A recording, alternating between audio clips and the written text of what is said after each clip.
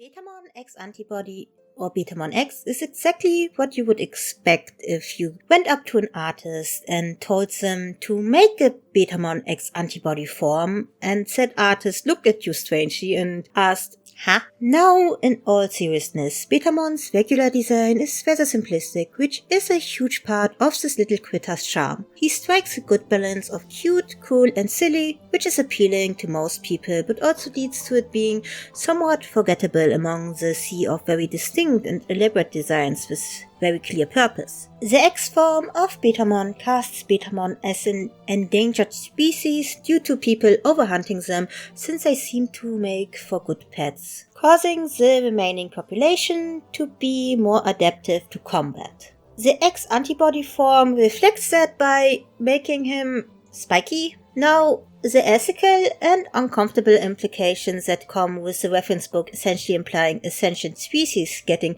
mass abducted to be someone's pet aside, if we discussed every reference book entry with questionable lore, we would be here for forever. Betamon's X form is similar to Belphemon, that is rather basic. However, unlike Betamon, there really isn't any reason for it to be anything but.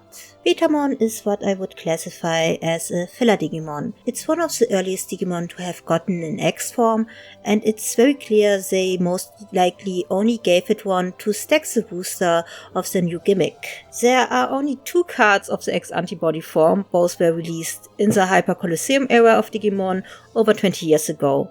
So, needless to say, Bandai does not really care for this one that much. Personally, I feel like this design is fine. It's doing what it's supposed to do, but it isn't necessarily overachieving in any regard either. I think a solid C is appropriate.